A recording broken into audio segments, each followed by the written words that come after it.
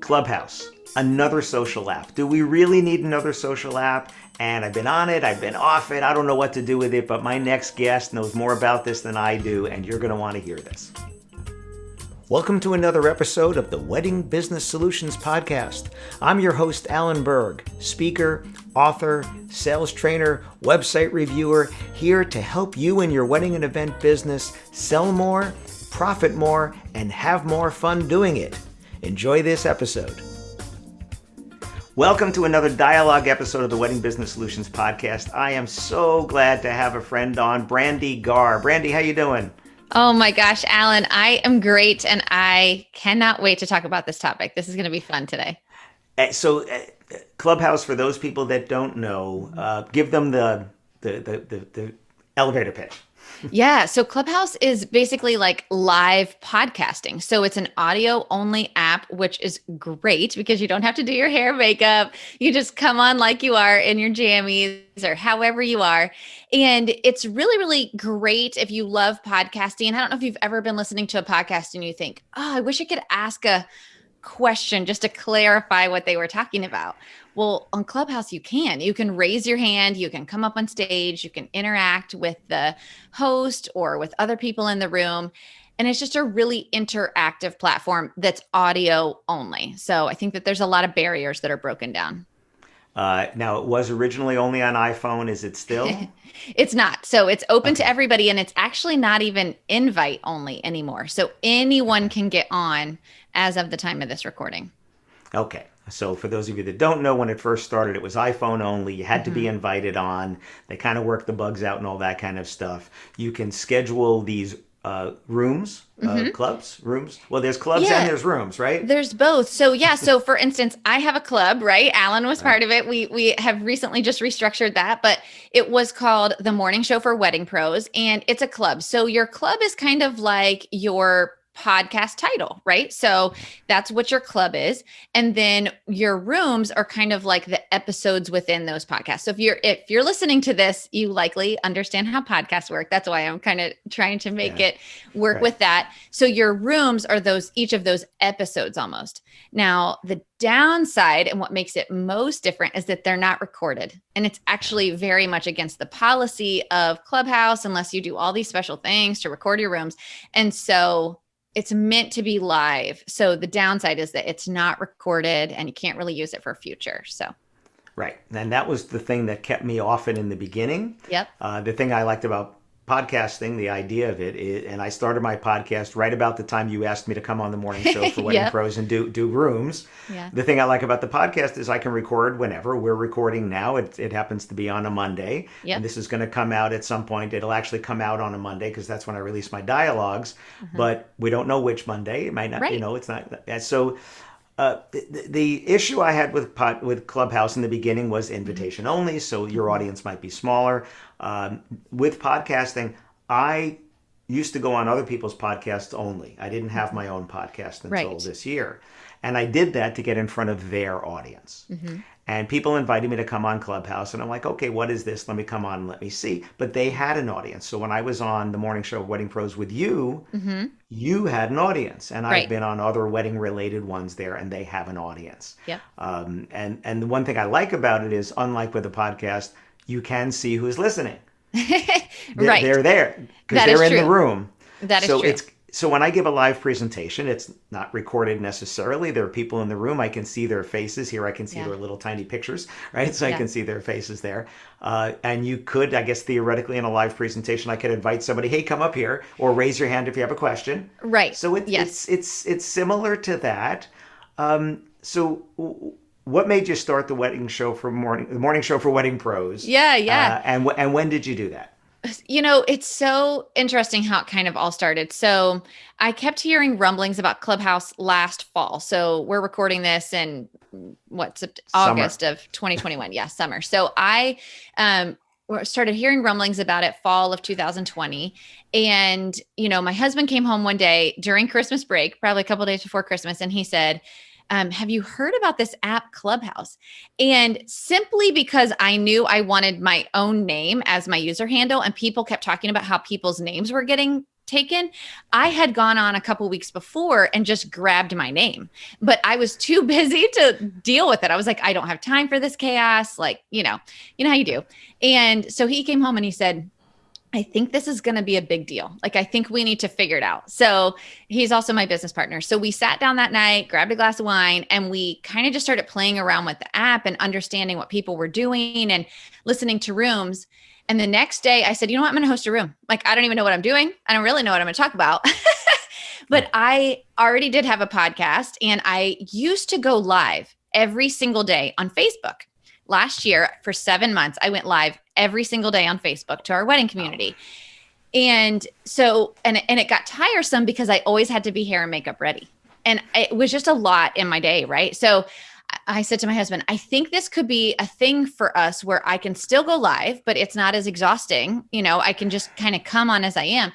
And so I did. I started a room and I had over 100 people in it. I don't even know. And we just kind of started chatting about like, you know, business, like, where are you in your business? What are you hoping to learn from this app? And I was addicted. You know, if, like you said, Alan, when you're doing a live presentation and you can see the faces and you can kind of see the light clicking for people and you know that they're getting something out of it. Clubhouse was that addiction where it's like, you can talk to people and you can hear them say, oh my gosh, that just was the light I needed. That was what I needed to move forward. And so it kind of became addicting for me. So we decided I was going to start going live every day again, but in Clubhouse. And so I did it on my own for 6 months. So I did it from December through, 5 months through May 1st.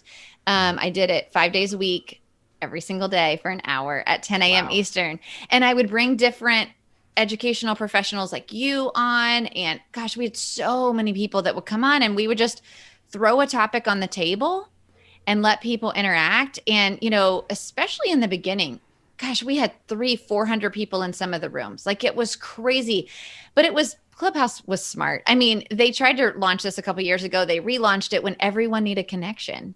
Right. And in the fall of 2020, beginning of 2021, everyone was like, how are we reopening? How's my business going to make it? You know, what do I need to do? And so it was just a real connection point for people. So for me, I tell everyone, it was a huge catalyst for my business.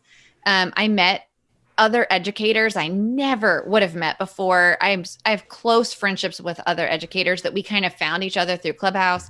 I've met so many of my students on Clubhouse because they found me and they just found it to be very authentic. And they were like, I need to do more with you. I need to understand more. So right. I loved it. That's kind of how I started on it.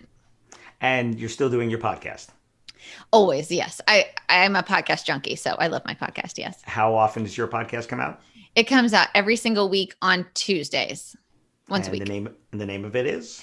The name of my podcast is the She Who Dares podcast. And we talk all about scaling a sustainable wedding business. So very much focused towards the business of your wedding business.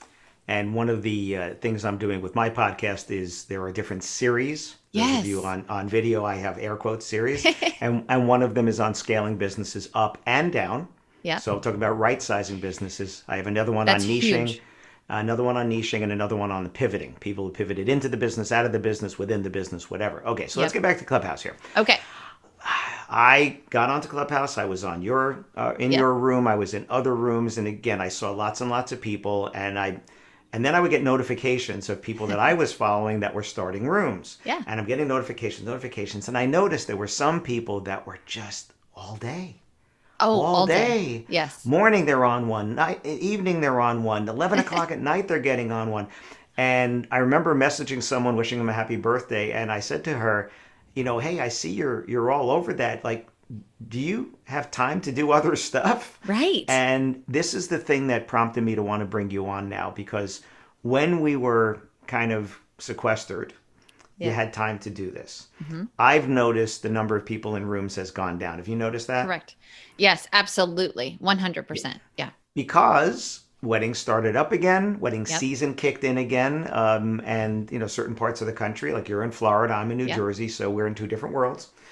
Completely different worlds. I have clients in Texas, different world. I have clients in California, different world than you, similar to me, right? Yep, absolutely. But we're in wedding season, Mm-hmm. and I was thinking with all these people in March of this year that were on at morning, noon, and night, what are you going to do when your weddings kick in? Like, what are you going to do then? And they're not on there now. Like occasionally now.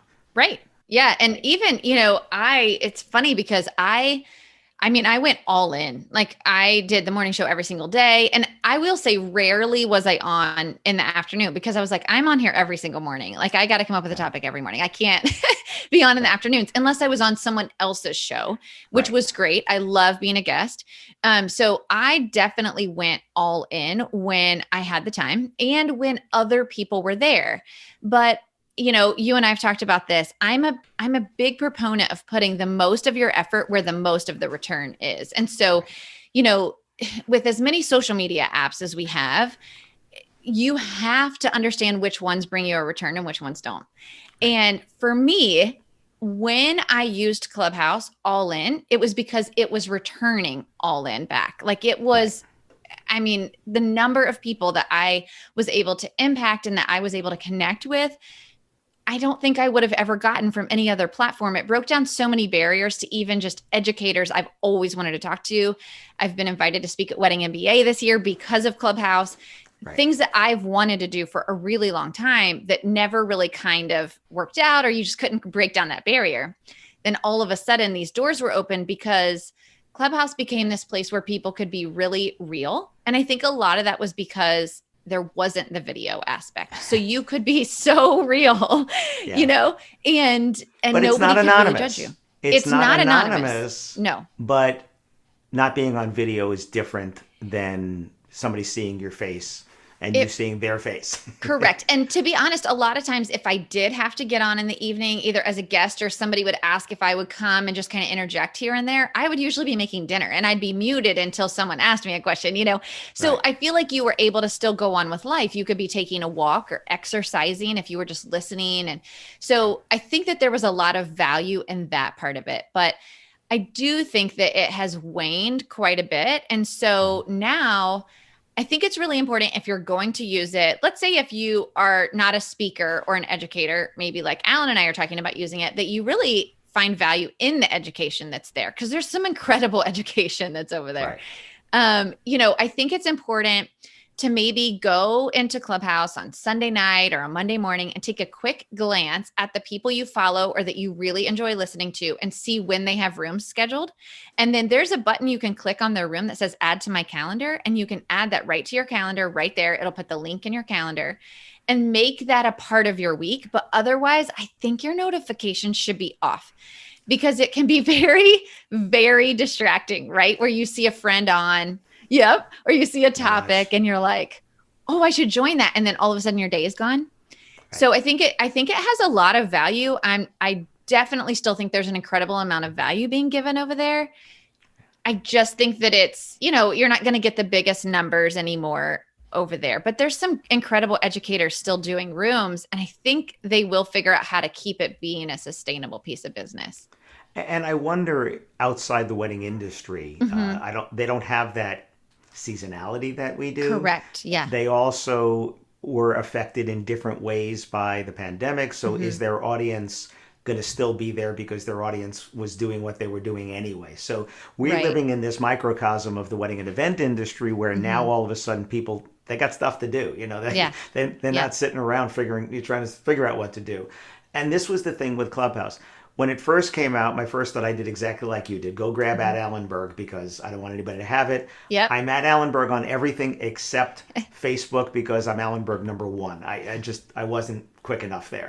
So frustrating, right? But I had Google Plus when it was. I grabbed everyone that there was, and I'm thinking, oh, gosh, do I need another one here?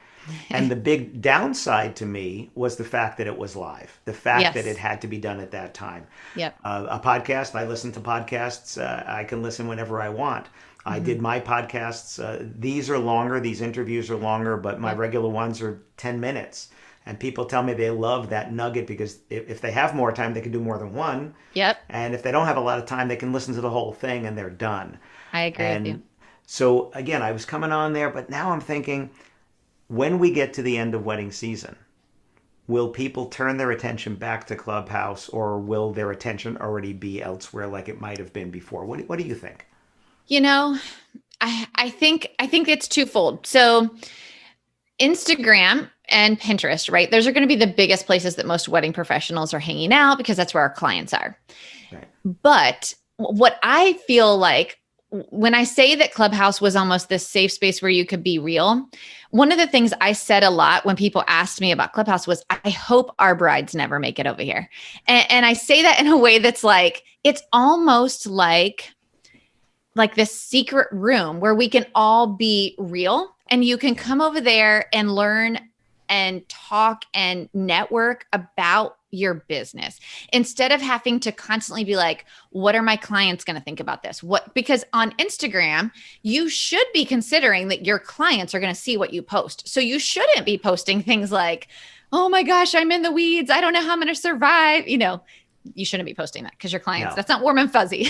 No. They don't want to hear that. They don't. And no, but over on Clubhouse, you can be more real because you're among your peers and you can almost share best practices. It's a place where you can be built up and be built into, and kind of be just more authentic as a business owner. And so for me, I do feel like it's a great place to do that, and where maybe wedding pros will start hanging out again in off season. So I love that about it. One of the other things I think that's still incredibly valuable is, you kind of touched on this, Alan, is other industries. So one of the things that's really, like if you go to a conference, you have to spend money to go to that conference, right? So you're likely only really going to conferences in your industry because you need to put your money where you're going to learn the most about your industry. Well, the cool thing about Clubhouse is that if you want to learn about how to do Facebook ads or how to write a book or whatever else you want to learn about business, you can just jump into other rooms in other industries. So I did a lot of that. I would educate more in the wedding industry, but I would be a learner in a lot of the other industries, business, social media, funnels, things like that. So to me, that's what I was getting to learn about. And I was getting access to some of these incredible educators. So I think that's really cool. I would never go to a conference about those kind of things, I don't think. Right. But I loved that I had access to that education. So I still think there's an incredible amount of value over there. I think what's really important too is that people are as smart as they can be. So for instance, as an educator, I had to get the most return on my time over there. Like you said, it's not we talked about it's not recorded, so you can't reuse it. And so to me, I thought, I've got sometimes hundreds of people in these rooms. How can I maximize my ability to get a return on my time? Because that's free education. And so what we started doing was we started doing Clubhouse show notes, which was a huge part of my rooms. I actually learned about it from Social Media Examiner in one of their rooms. And they said, offer free note taking. A lot of people are either exercising or they're dealing with other things while they're listening. And so they're not taking notes. And so if you take the notes for them and then allow them to opt into your email list to be able to get the notes, we added over 1,000 people over 5 months to my email list. Wow. From being able to download the notes from my rooms, and any notes any rooms I was a guest in, we also offered the notes, and my husband would actually do it, which was time consuming. So Ira would do the notes. So it wasn't the transcript. Yes. No. It wasn't a transcript because we could technically, that was kind of against the rules. It was us taking notes, kind of like an outline, and any links that we mentioned in the show, any educators or whatever we would put there. And we kept them all in a Google Drive. So if you opted in once, you would get access to the whole database of all the notes forever. Got it. And so we added a ton of people. So for us, that was a great ROI. For any educator, building your email list is like your gold, right? Sure. So that was a really great option for us. Okay. So, and again, any social platform, first of all, if it's social media, it's called social media because there's an interaction. Yep. If it's just a monologue, just you talking, that's not social, right? That's just you talking. Yep. So the nice thing about it versus what we're doing here right now, you and I are being social. Everybody else is listening. We thank you very much for doing that. And if you have a question, they can reach out to either of us because it'll be in the show notes and all that stuff. But it's not real time. You're missing out on that real time thing there. So I've had people emailing because I say at the end of every episode, if you have any suggestions of topics, if you have any questions, and people do that. And that's great. Yeah. I put my transcripts on my blog. So on my website, there's a link, and it's a actual transcript of everything we're saying here now, including any links, including all those things there. But again, it's not real time. So Clubhouse gave you the real time, but real time means real time. And what when you asked me to do it, I said, Brandee, it's Monday mornings and it's 10 a.m. Eastern time, which is 7 a.m. on the West Coast. Yep. It's now 3 p.m. in the UK. The last room I did, I actually had a woman from Bangalore, India, a photographer from Bangalore, India, which was really funny because I've actually spoken at a wedding photographers conference in Bangalore, India. Oh my gosh. And she wasn't there. She knew about it. She knew about it, but she was off shooting a wedding. I'm like, okay, so the only time I've been to your city, halfway around the world, and you weren't there. But the world gets smaller there. She could ask me a question in real time. I invited her up and we were talking about stuff. And that's what I love about the live. But for me, it was always like, well, 10 a.m. Eastern time is not a good time because of the time zones. Yeah. But 3 in the afternoon is not a good time because I got stuff to do. Right. And that was my thing is I was like, I'd love to change the time because I did have a lot of West Coast people that would say it's 7 a.m. my time. And I'm like, I have to get on with my day. Like I can't, already for me, it was like, I'd get my kids off to school and then then I'd get right on. And then I wasn't done till 11. And by the time I would always ask people to DM me if they had questions they were afraid to come on stage. So by the time I finished with Clubhouse, answering DMs and all the things, it was like 11:30, 11:45 every single day. And I was just like, I'm starting work at noon. It's just a lot. So it had to be worth the return. And as it, like we talked about, it just slowly started to dwindle as the world was reopening and weddings were coming back and people are busy. And for me, I felt like the return wasn't quite there anymore for a daily show. And that's when I started asking my guests, because we turned it into a guest hosted show in May. Right. And you were one of my guest hosts, which was amazing. And I really wanted to open it up to be more educators than just myself. And I think it was great. I think the concept is great. I just think people are busy. Right. And I saw the attendance go down. Like we started in May. Yep. Mm-hmm. And that's right when weddings are starting. And I saw the attendance going down. And again, if I only had, let's say 25 people in there, there's 25 people who wanted to hear. Yes. And people who wanted to ask questions. And some people will never raise their hand to want to ask a question. Yeah. So really what it comes down to with any social platform is what is your return? Now your return could be the education. 100%. Your return is the connections. Your return. Now, I saw some people who I privately said to them, are you worried about being overexposed? These people that were on morning, noon, and night. Yeah. Besides the fact that I could never even think about doing that. But like you said, you kind of get sucked in. It's like, I'm listening to this. Oh, there's a good one. Oh, there's a good one. There's a good one. Same with podcasts, same with Facebook Lives and all that. And I've tried to resist and just choose my channels and choose what I want to do.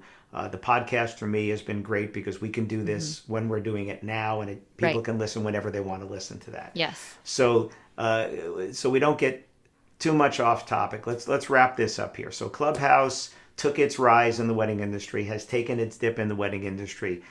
Do you think, comes December, that we're going to start to see it again, and then we'll have a little hump rise there, and then maybe next April or whatever, it'll start to fall again? What do you think? I do. I do think we're going to. I think Clubhouse is feeling across all industries. I think they're feeling the dip. People are just back to life. People are being called back to offices. They're feeling the dip. And so I think they're going to figure out a way to make it more attractive again for people to jump into the app. So I do think that that's coming. I would say it's broken down so many barriers too, in terms of, if there's a relationship you want to build, I think put some effort into it. Like you said, Alan, with any social platform, you have to know what your return is. So let's say, for instance, you've always wanted to I don't know, be on Alan's podcast, right? Like, and you're an educator. Well, a great thing to do would be to get into one of Alan's rooms in Clubhouse, ask questions, interact, make a relationship. That was probably the biggest benefit to me, other than having, being able to add so many people to my email list or connect with different students. For me, it was opening up doors to so many people that I've always wanted to make a relationship with. So I've even just recently heard Amy Porterfield. I don't know if any of you guys listen to her, but she's a great educator for coaches and educators. She just had someone on her podcast that came into one of her Clubhouse rooms, and she was so smitten by his education, but also his energy and the way that he spoke to people. And she was like, I have to have you on my podcast. Okay. That was like a life goal for him, was to be on her podcast. And so they met through Clubhouse. So it's really, if you put the effort there, and that's what he did. He said, I kept showing up in her rooms. I kept coming on stage. And then she noticed me and asked me to be on her podcast. So I think that there's a lot of value in it if you use it correctly. And what he did, though, is he added value to her podcast. Yes, exactly. It wasn't a look at me. And Nope. Too many people do the look at me. Yeah. You get noticed because you add the value. Yes. When you do the look at me, people look away. For 100%. Alan, I'm so glad you touched on that, because it's all about, what can I do for this other person? He kept adding value to her rooms. He was adding value to her. He wasn't saying, can I be on your podcast? Can I be on your podcast? He was adding the value, exactly like you said. And that's what we should be doing all the time, right? Well, we should. That's what we should do. Yes. And then again, it's the connection. My last episode, I actually invited somebody to be co-host with me who has added value to me on social media, who came to one of my workshops. And I said, listen, you're in Miami. I'm going to be in Miami. I'm going to do it live from there. Do you want to join me? He's like, you want me to join you? He's like, what do I do? What do I prepare? I said, we're just going to talk. That's it. We're just going to talk. This is what we do. We're just going to talk. Yeah. And he wasn't trying to be on. I invited him on because he had added value to me and to my life and to my business. So, Brandee, we could do this forever, and we will definitely do this again, or maybe talk about something else. I will put it into the show notes, but if people want to find out more about you, what would be the best place to go? Yeah. So I love Instagram. I am still on Clubhouse, but I'm not there all the time. So the place to find me most often is going to be Instagram. I answer all my own DMs. So I love to answer DMs. So please pop over. I'm at Brandee Gaar on Instagram. I'm at Brandee Gaar everywhere. But if you want to find me, come over to Instagram, shoot me a DM and tell me you heard me on Alan's podcast, because I would love to know that. And feel free to share the episode as well. This was a lot of fun. And I will, again, I'll put in the show notes anything for people to find out more about you, find out more about your podcast, more about the classes and things that you do. And maybe we'll see each other on Clubhouse again soon. Let's do it. All right. Thanks, Alan. Thanks for having me. Thank you. Thanks for tuning in to this episode of the Wedding Business Solutions podcast. Full transcripts of this and every episode are available on my website at alanberg.com. And if you have any questions about anything in this episode or any of the episodes, or you'd like to make a suggestion for a future topic or a guest for one of my dialogue episodes, you can email me directly at alan@weddingbusinesssolutions.com. Please subscribe to this channel, post a review if your platform allows it, and if you don't get email updates of the latest episodes, as well as upcoming workshops and masterclasses that I have, you can join at connectwithalanberg.com. I look forward to seeing you on a future episode. Thanks.